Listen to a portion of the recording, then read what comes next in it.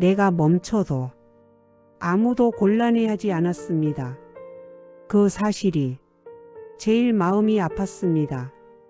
부엌에 서지 않아도 밥은 나왔고 대화는 이어졌고 설날은 그냥 그렇게 지나갔습니다. 그날 나는 처음 알았습니다. 내가 그동안 움직여온 이유가 가족만을 위한 건 아니었을지도 모른다는 걸요. 설날 아침이면 나는 늘 같았습니다. 알람이 울리기 전부터 눈이 떠졌고 밖은 아직 어둡고 조용했고 가족은 모두 자고 있던 시간, 창밖으로는 조금씩 밝아오는 하늘이 보였습니다. 그때부터 나는 습관처럼 바쁘게 움직였습니다.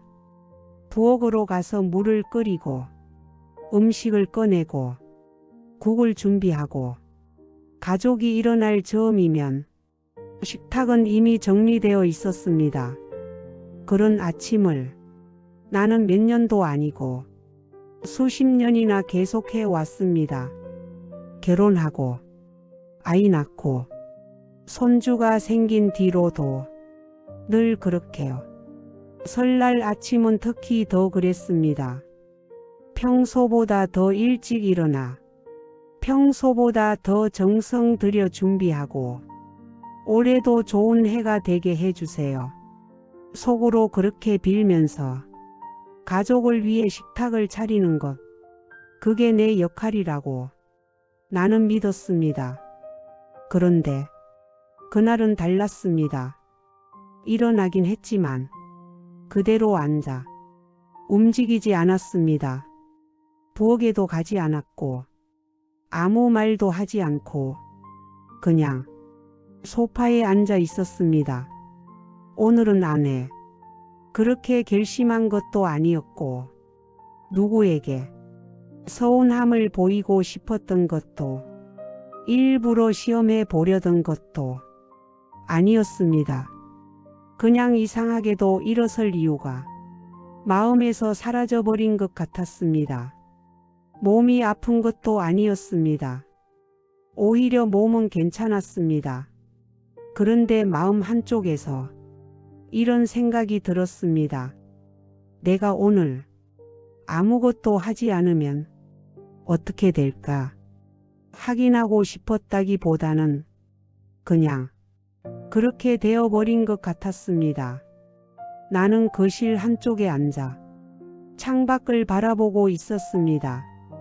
아침 햇살이 조금씩 들어오고 집안에 사랑기척이 생기는 걸 그저 바라보고만 있었습니다. 늘 들리던 부엌 소리는 없었습니다. 물 흐르는 소리도, 칼 소리도, 접시 놓는 소리도 정말 조용했습니다. 그 고요함 속에서 나는 처음으로 이렇게 생각했습니다. 내가 늘 이 집의 고요함을 깨고 있었구나. 처음 내려온 건 아들이었습니다. 아들은 평소처럼 내려와 거실을 지나 부엌으로 갔습니다.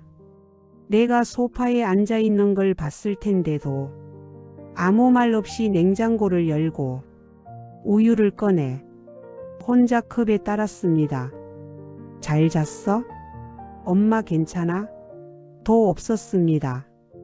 나는 그 뒷모습을 가만히 바라보았습니다. 내가 기억하던 아이의 등이 아니었습니다. 나보다 더 커진 등, 완전히 어른이 된 손짓. 그걸 보는 순간 가슴이 서늘해졌습니다.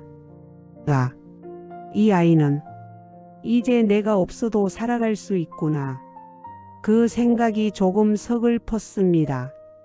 그 다음은 며느리였습니다.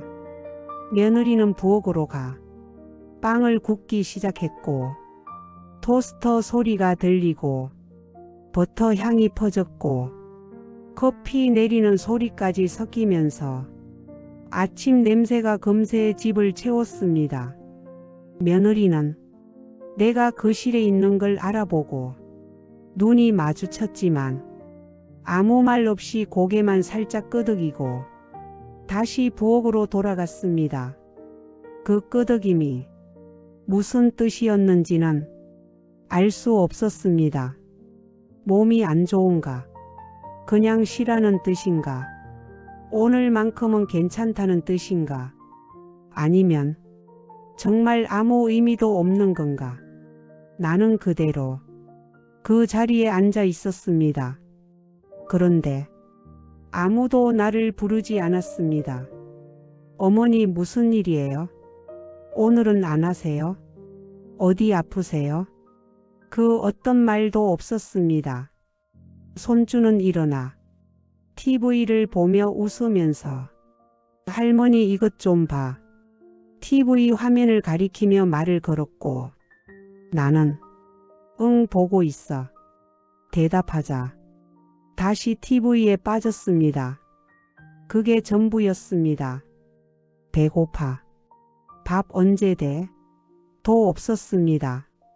아들은 자기가 준비한 아침을 먹고 있었습니다. 며느리는 말없이 테이블을 닦고 식기를 놓고 있었습니다. 손주는 며느리가 준 토스트를 먹으며 웃고 있었고 집은 돌아갔습니다. 내가 없어도가 아니라 내가 움직이지 않아도 집은 돌아가고 있었습니다. 아침이 지나고 아들은 신문을 받고 며느리는 설거지를 하고 손주는 TV를 계속 봤습니다. 그냥 평범한 설날 아침이었습니다. 언제나와 다르지 않은 조용한 하루. 나는 속으로 이렇게 믿고 있었습니다. 내가 안 하면 가족이 불편해할 거야. 누군가는 나를 찾을 거야. 오늘만큼은 엄마 음식을 먹고 싶다고 말해 줄지도 몰라. 하지만 아무 일도 일어나지 않았습니다. 아무도 곤란해하지 않았고 아무도 나를 찾지 않았습니다. 아무도 내가 멈춘 걸 중요하게 여기지 않았습니다.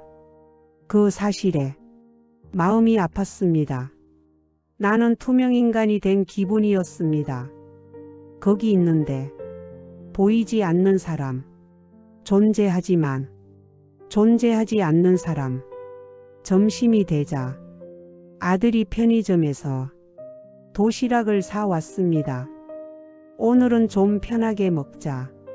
그 말과 함께 가족 모두의 도시락이 테이블에 놓였습니다.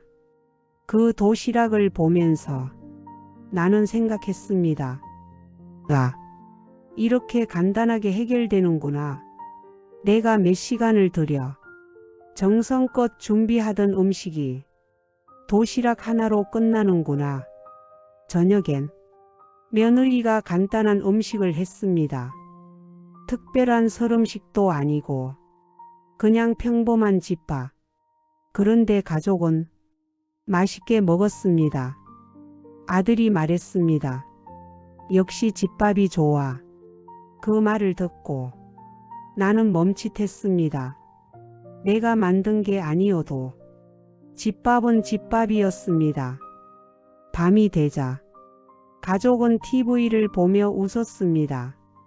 내가 매년 준비하던 명절 상차림이 없어도 아무도 불평하지 않았고 아무도 아쉬워하지 않았습니다. 오히려 즐거워 보였습니다. 아들이 웃으며 말했습니다. 올해는 편해서 좋네. 며느리도 따라 웃었습니다. 그러게요. 그 편하다라는 말이 마음에 깊게 남았습니다. 내가 그렇게 애써 하던 일은 가족에게 수고가 아니라 번거로움이었던 걸까? 나는 같은 거실에서 같은 TV를 보고 있는데 나만 다른 세계에 있는 것 같았습니다. 그날 나는 결국 인정하게 됐습니다. 내가 그렇게 움직였던 이유는 가족만을 위해서가 아니라 내가 원했던 건 여기 있어도 된다라는 확신이었습니다. 엄마로, 아내로, 할머니로 쓸모가 있어야 내 자리가 있다고 스스로 믿고 있었던 겁니다. 그래서 나는 멈추지 못했던 겁니다. 계속 움직였습니다. 새벽에 일어나 가장 먼저 부엌에 서고 가족이 편하게 지낼 수 있게 매일 정리하고 그걸로 나 자신에게 말했던 겁니다. 나는 이 집에 필요한 사람이다. 그런데 내가 멈춰도 아무도 곤란해하지 않았습니다. 그 사실은 내게 알려준 겁니다. 내가 해온 많은 것들이 어쩌면 내가 필요받고 싶어서였다는 걸, 내가 의미를 만들고 싶어서, 내가 존재 이유를 붙잡고 싶어서 그렇게 했던 거라는 걸.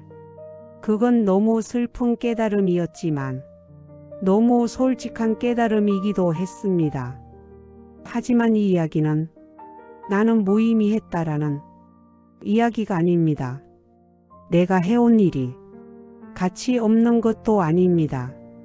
가족이 스스로 움직일 수 있는 건 내가 그 시간을 버텨온 증거이기도 합니다.